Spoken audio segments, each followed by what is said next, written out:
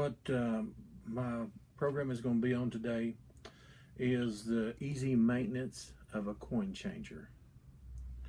Most coin changers are relatively easy to repair and to do preventive maintenance on. Whenever you actually get into the drink machine to take one of these out, one of the first and foremost things you want to do is power down the machine to make sure, number one, that you don't get shocked, or number two, to make sure that because there's electronic control boards inside of these, that you don't do anything to hurt them, because these are 24 volts AC and a quick power surge could actually damage them. One of the things you want to do, like I said, is after you unplug the changer or power the machine down, is you want to reach inside the chain where the changer is, and there's two little plastic tabs on either side. You lift those up and the coin acceptor will actually fall forward. When it falls forward, you will notice in the back there's actually places where screws actually attach this onto the vending machine. You want to get a Phillips head screwdriver, loosen these screws, and then all you should have to do is lift up on the coin changer and it should come out. One of the things you want to always make sure is the harnesses that are connected to it. You unconnect these before you completely remove it from the machine, or you could pull these plugs loose and cause damage to them.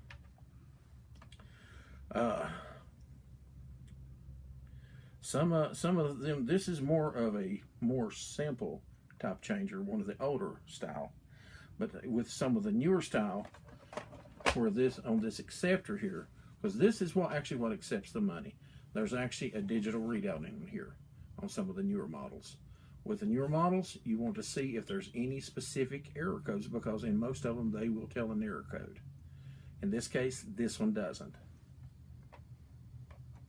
Okay, one of the easiest ways, once you get this coin changer off of the machine, the first thing you want to do is drop the acceptor down. In the back on most of these, there is actually a little small plug in the back. You want to unplug that. That will make it to where when you raise the coin acceptor out, that you can lift up on it and pull it out. This is really the first point that you want to start cleaning on the changer itself. One of the first things you want to do is this little flap here. You can lift it up, and if you're having issues with it, one thing you will want to look for down inside will be stuck coins or syrup or anything that may be blocking the travel of where the coins come through. If you don't see anything like that, and then when you're on most of these, they have got a little tab under here where you can actually pull down, and the front will come off, and you can actually see the inside at the bottom of the acceptor. This is another place you want to look for syrup, stuck coins, or anything like that in all of these areas. If you don't see anything, then temporarily set that aside. Next, you want to go and look at these coin tubes. This is actually a 3 coin tube changer. With this changer, it will accept quarters, nickels, and dimes, and that was actually what it will also pay out. One of the things you want to do is you want to take this out, empty these tubes out of the coins, then look down in the bottom of them and see if you see any obstructions, any coins that may be sticking down in them. And if you don't see anything, then you're good to go there. Another place that coins have a tendency to get stuck is in this. This is where the coins, let's say if you put a bad coin in, bent coin, that it will go through the acceptor and go through this and fall out into the bottom, down into the coin tube, when you get your correct change back. Okay, with this, you want to check this tube to make sure that there's no coins, any obstruction, because it could be anything from a piece of paper to a bunch of coins backed up. you want to make sure that's clean. Once you make sure that's clean, you want to take the changer and look at the bottom of it.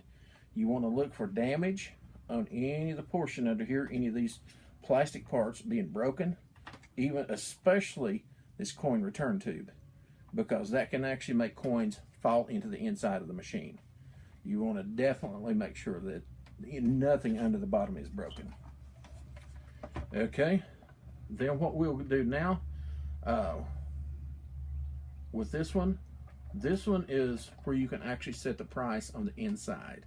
A lot of the newer ones aren't. They are controlled by the computer inside the drink machine.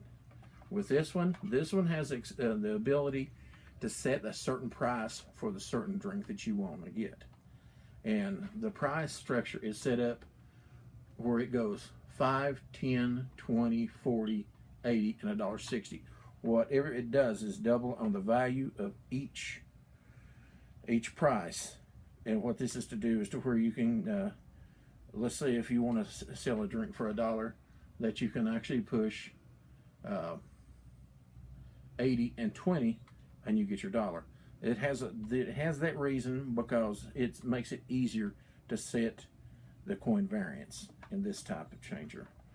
Okay, one of the next things you want to do in examining it is you want to check all the harnesses, all the cords, look for any damage whatsoever, and if you see any damage or any cuts in any of these, you want to make sure that if you see any damage, that's where you stop. Then you, in that case, because if you got a damaged cord, more than likely you're going to have issues with the changer itself. So best is to go ahead and set that aside, get another coin changer. Next, what we're going to do is, and I don't have it with me right now, but you would want to have some Windex and clean this out and clean really all of it out. And then the last thing you'd want to do is then put it all back together, put it back in your machine, and see if it works. Thank you. Have a great day.